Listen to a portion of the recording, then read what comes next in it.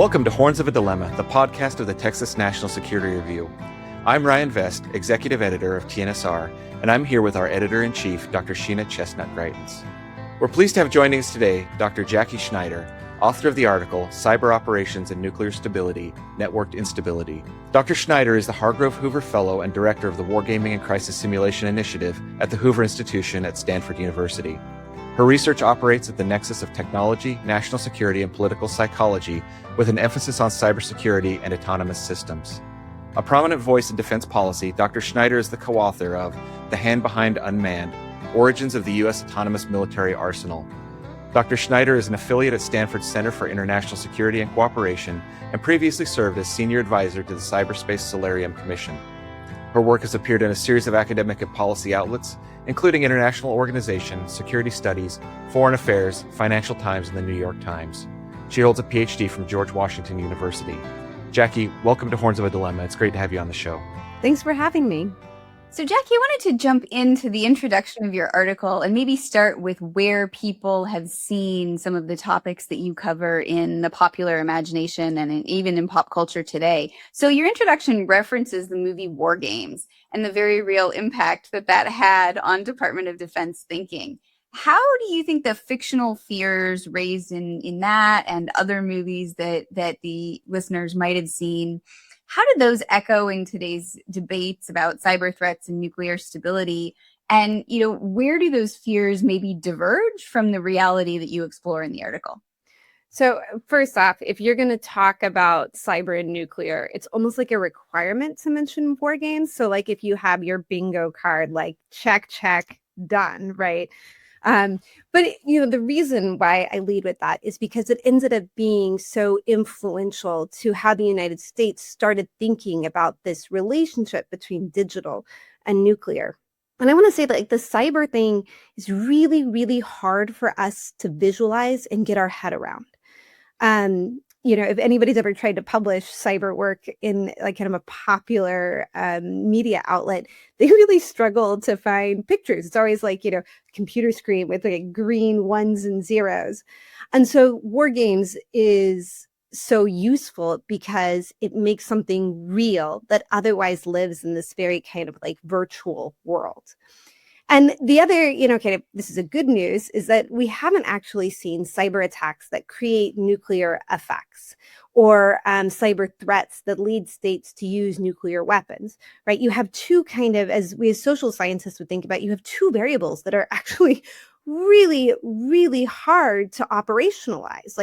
How do you operationalize cyber operations that are both virtual and clandestine, and people aren't attributing themselves? And then you have nuclear use, which thank God is something that we haven't seen for a very, very long time. And so these kind of visual references become really important to helping us understand this is a threat. But they kind of Hollywoodize the threat.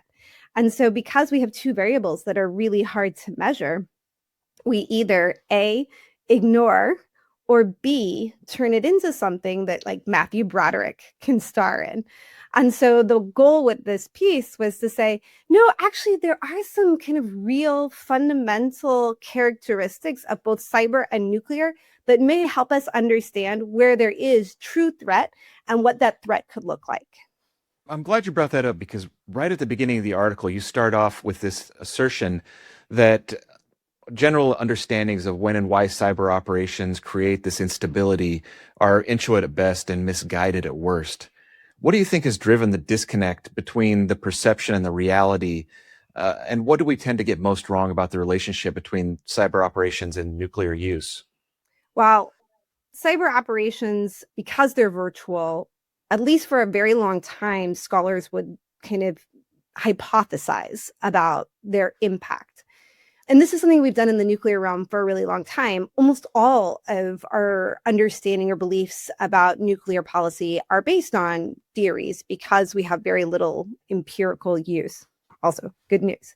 But cyber is a little bit different, a lot of it different, because actually cyber operations are happening all the time. And so it's a little irresponsible for us to say cyber operations will lead to nuclear war, or cyber operations should lead to nuclear war in the following situations, because we actually do know a little bit about how cyber works and the way it works in these kind of non-nuclear realms. And so the goal with this piece was to say, hey, look, actually, while we don't have a lot of like data about cyber and nuclear, we have a lot of data about cyber on its own. And there's something we know about how cyber operates in these kind of more conventional domains and how it affects the things that we actually interact with on a day-to-day basis, that maybe we could take that and we could apply it to this nuclear variable that we have very little data on. And in the past, I think we've relied more on analogies. So like cyber is Pearl Harbor, cyber is Armageddon, it's 9/11. And that's actually kind of irresponsible when it comes to cyber, because it maybe are kind of poor or bad analogies that lead us to focus on either worst case scenarios or scenarios that are not likely to happen at all. So one of the things I really appreciate is that you focus on 3 specific pathways where things could happen in the world that lead to cyber-driven nuclear instability. And those 3 pathways are deliberate escalation, inadvertent escalation, and accidental use. So just to get us started in terms of going a little bit deeper into what you explore in the article, can you walk us through each of those pathways and talk about how cyber operations interact with or play a different role in each of those pathways? Yeah, and I'll start with maybe the easiest for us to get our head around, which is this idea of accidental nuclear use. So this pathway is a pathway in which nobody wanted to use nuclear weapons. Nobody intended on nuclear weapons, but something goes wrong. Either there's like a technical malfunction or a human malfunction. And actually, this type of escalation, while incidents can occur, we have many incidents of accidents. For example, shooting civilian airliners down. This is an accident, right? Like they don't mean to go to war, but this accidentally occurs because they misidentify an incoming threat, which is actually a civilian airliner. So this is kind of the accidental way that nuclear war could occur. The other 2 are really about human intentions, deliberate and inadvertent. Deliberate means that the use of nuclear weapons is a part of my strategy. I think that the use of nuclear weapons actually allows me to achieve my objective. So a few ways in which this occur. One is that, you are overwhelmingly not as dominant in other domains. Think North Korea, really good example.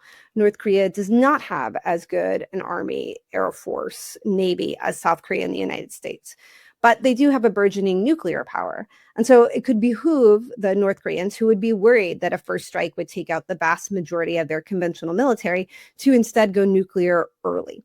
Or if they're worried about the vulnerability of their nuclear arsenal to survive a first strike, then there is, a chance. So these are like deliberate strategies and reasons to use nuclear weapons. And then there's this thing called inadvertent escalation. And I think actually we as scholars love inadvertent escalation, but it's actually really, really hard to prove. So inadvertent escalation is this idea that like we are using nuclear weapons instrumentally. It's not an accident, but it is an inadvertent escalation. It wasn't something that either one of the states intended on doing. It's not core to our strategy. We just kind of felt like we had to. So this is all about misperception and uncertainty. Really good example here is the idea of the security dilemma. So states that wouldn't otherwise go to war with each other, we call these status quo states, are confused about each other's intentions. And they may be confused because it's difficult to differentiate between offensive and defensive weapons, or because there's kind of a technological advantage towards the offense. And so states are investing in weapons that they don't mean to use as an attack, but it looks like they're going to attack. And so there is this chance for inadvertent escalation because you have these like arms races and people end up targeting the wrong things. And then it convinces states that I'm not actually going up against a state that doesn't want to go to war. I'm going up against a state that absolutely wants to take my territory or wants to coerce me into doing something. And so this is an example of inadvertent escalation. The other kind of good example of misperception here is entanglement, when you take resources and instead of saying these are all satellites we're using for nuclear weapons, or these are all communications nodes that we use for nuclear command and control, you say, actually, we also use these for kind of conventional command and control or conventional early warning. And so there becomes this entanglement between missions, and therefore a state could think they are fighting a conventional war without escalating to nuclear war and accidentally target something that makes a state feel like, oh, shoot, now I need to go nuclear. I'm glad you talked through all those different escalation pathways, because I think it's really important to kind of set aside and look at the different ways this can happen. But in your article, you actually use a different framework, this analytical framework of the percolation theory to explain escalation risks. So moving on from looking at the pathways that can happen with nuclear escalation, I was wondering if you could talk a little bit about what percolation theory is and how it applies to nuclear networks. Right. So percolation theory is about networks and how networks either gracefully degrade or catastrophically are destroyed. And it's a theory that posits a relationship between the amount of nodes within a network and the amount of linkages and pathways on the direction of those pathways. And so, for example, the internet, which is this kind of extremely loose type of network that has tons and tons and tons and tons and tons of little nodes and lots of little pathways and multi-directional pathways. This is one in which if the destruction or removal of one of the nodes or one of the pathways has little overall influence on the ability of the network to continue to function. But as you decrease the amount of nodes and centralize nodes, so think about, really good example here is a very kind of formulaic form of cloud computing, where all the data is in the data center and there are just a few linkages between the data center and the user, then you have much fewer nodes that can become much more vulnerable and lead to kind of the overall destruction of the total network with just a few node removals. I don't think people think of platforms as nodes or parts of a network.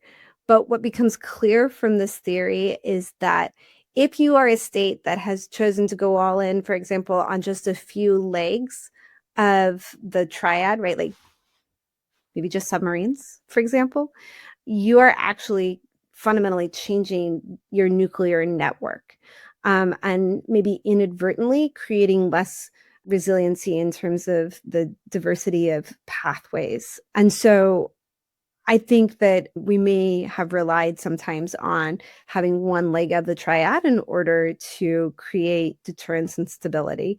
But increasingly in this cyber world, even submarines are not going to be unfindable. They're not going to be invulnerable. And so thinking about not only kind of how you're building out your sensor network and your command and control network, but also thinking about your platforms and your weapon systems as networks as well. When you're exploring this idea of the network structure, you really emphasize the potential trade-off between centralization, efficiency, and vulnerability in these different systems. So as nuclear networks have become more centralized, more sophisticated, how does that make them both more attractive and therefore maybe more dangerous or vulnerable targets for cyber operations? Talk to us about how that then plays into this idea of cyber risk and cyber-generated instability. Yeah, centralization is a really interesting set of trade-offs. So look, if I'm just like a normal user of the internet, it makes sense to have this like really huge network and to be able to use lots of different ways in which to access that network, because I'm not as concerned about whether somebody else is kind of mimicking me, right? But nuclear weapons is this really difficult trade-off between you need to make sure it is the right people who are making the decisions, right? We don't want someone to manipulate it. We don't want someone to intercept it. And we need to make sure that there is control over nuclear weapons. And that can lead to a network that is really focused on centralization and making sure that you're privileging control potentially over resilience. And so here's kind of the big trade-offs. So a centralized network is going to be something that is the most efficient and potentially the most secure. So think about control, for example. But a more diffuse network, a network with a lot more nodes and a lot more pathways, is going to be a lot more resilient. but it also means you're giving up some element of control. It also is more expensive. And the most resilient networks are also the networks that have kind of these complex kind of elements within the network. So I mentioned the cloud earlier, and I talked about a really centralized kind of network. That's actually not how modern cloud works anymore. The modern cloud means that most places like Amazon, you've got, your data is not in one data center. There are backup data centers, and those kind of come on and come off, and there are backup relays, right? And this means that I can rely on getting my images out of the cloud. I mean, thank God, right? Like I'm not going to lose all my pictures of my dog. But it also means that a lot of people can hack into pictures of my dog. And that's the trade-off that you have when you're thinking about how to build a network for nuclear control. This is really interesting, Jackie, because you've talked about some of the trade-offs that we have between control and vulnerability with the net. I was wondering if we could move or pivot just a little bit to talk about ISR networks and how digitization simultaneously increases resilience and entanglement in kind of a similar way. How does the growing use of AI and machine learning in ISR change the balance between better warning and greater escalation risk? Yeah, so when nuclear weapons first came into the scene, there were actually very few ways for states to get any indications and warnings that these were going to be launched. And some of the primary means that we were able to know that a missile was launched was through really sophisticated satellites. And that was their whole mission, right? They were trying to detect the infrared, the heat that comes off these launches. And everyone knew, like, that's what these satellites are for. They are vulnerable. Even actually during the Cold War, the Russians or the Soviets at the time actually had anti-satellite weapons, and we were concerned about these vulnerabilities. But we're like, that's okay, because everyone knows these are nuclear. And so if they targeted them, that would be really, really escalatory. Now, the good news is, because we know that those satellites are vulnerable, is we now have a lot of ways of getting indications and warnings that there is some sort of activity that might lead or is actually evidence of a nuclear test. This is the proliferation of sensors in space, sensors underwater, sensors on the surface, and all of those pieces of information, which really look at different things, right? Like their pictures, their environmental intelligence. They are intelligence that has to do with waveforms and electronic warfare, right? So it's a lot of different types of data covering a lot of different types of places. That's actually like really hard to parse together because there's different uncertainty terms for all of this different type of information. And what AI and machine learning does is it not only takes all that information and puts it together. So I'm not just like, back in the 60s, I'd have to get a canister that had like the pictures of like where we thought Soviet nuclear weapons were, or I'd have to fly a U-2 over Cuba, for example. Like now all that stuff's coming together real time. And that means that we have a better understanding of where nuclear arsenals are, how they're being used, if and when a launch would occur. So we're not completely reliant on a few satellites up in space in order for us to understand the nuclear threat. That's great. It leads to situational awareness. But these are not assets that are necessarily even considered nuclear intelligence. These are assets that are used to understand a wide variety of different things going on in the world. In fact, some things that are like civilian things that are going on in the world, like weather. So there's this entanglement now between sensors and resources that mean that we have more uncertainty about whether a technology is being used to anticipate very specifically a nuclear launch or more granularly, like, the movement of maritime traffic all over the world. We don't know, right? And so that means that we have a network that has lots and lots and lots and lots of nodes, but we have entanglement issues. And so there's a lot of confusion about whether those nodes leads to uncertainty.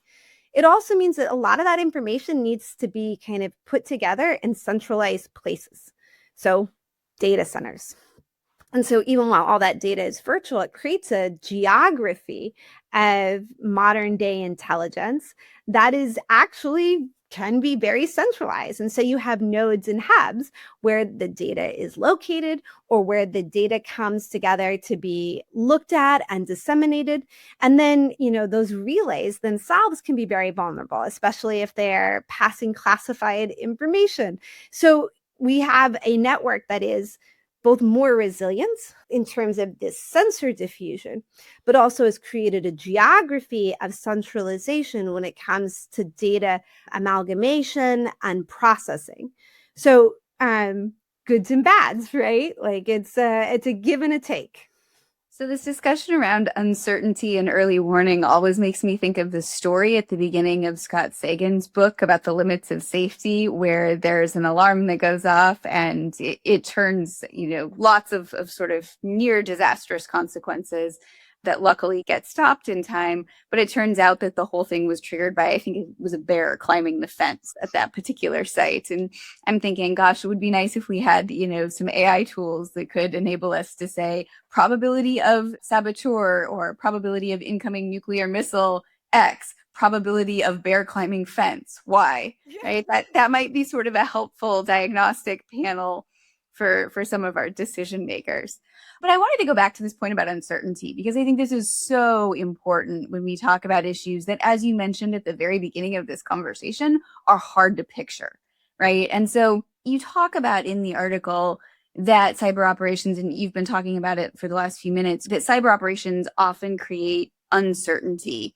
We've largely focused on the network so far. But as you also mentioned, nuclear command and control and nuclear decision-making ultimately is made by humans, and a very small number of humans.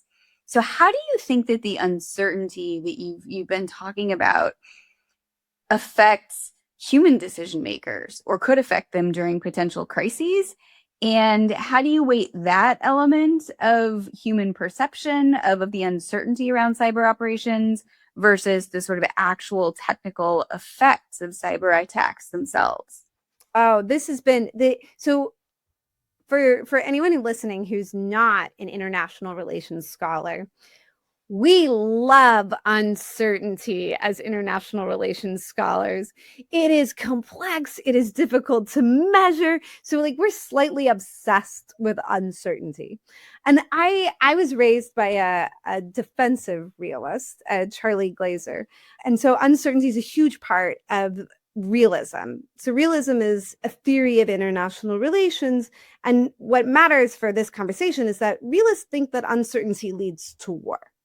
So quite often, they're trying to recommend policies that decrease uncertainty so that states are less likely to lead to kind of security dilemmas and spiral dynamics that lead to war. So when cyber came on the scene, everyone looked at it and said, oh my God, it is so uncertain. I can't see it. I don't know what it's going to do. I don't know who is doing it. Oh my God, this is going to cause nuclear war.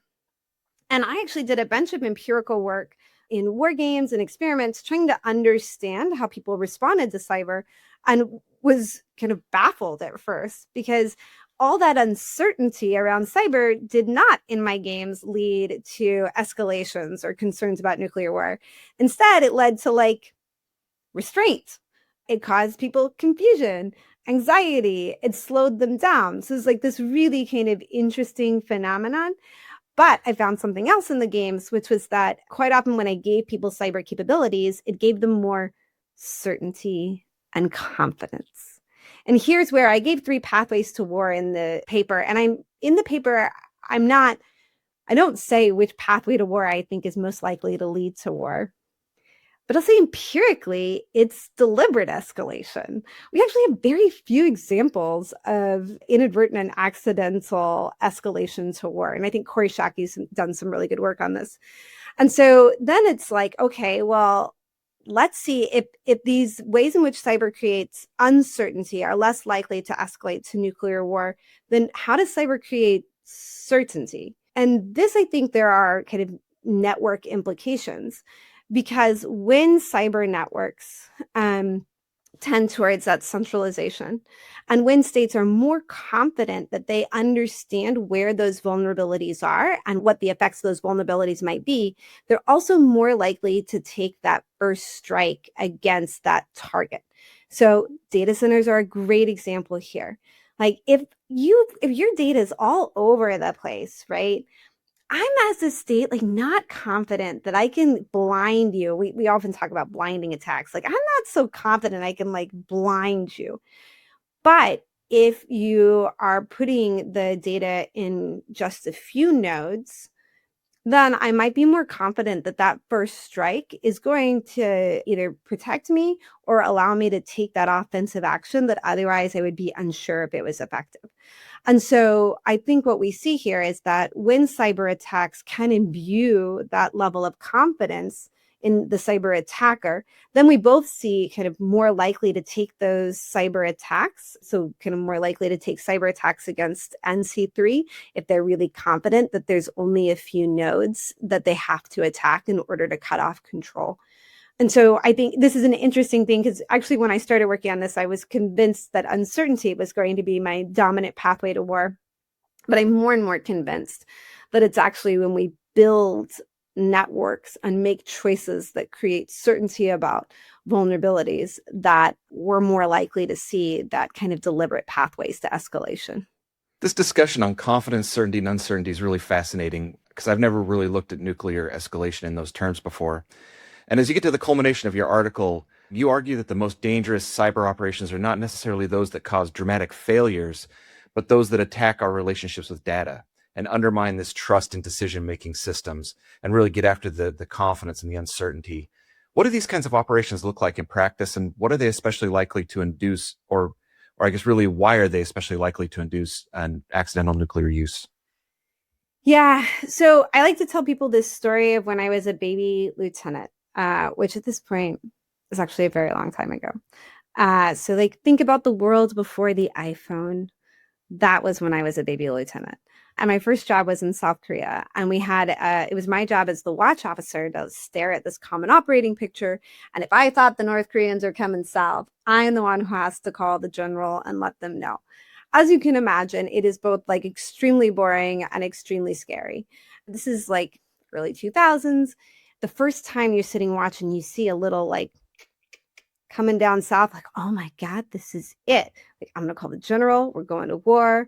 And then the person more experienced sitting next to you is like, no. Like, it's this time of the day. And at this time of the day, we only have a few sensors and they have a tendency to malfunction in the following ways, right?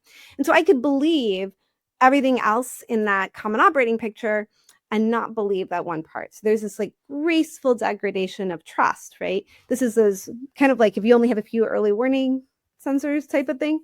But if I went back there today, I don't think I would have any idea the multitude of sensors. And so I would not be able to gracefully degrade my trust. I would either believe everything or I would believe nothing. And that can be extremely dangerous.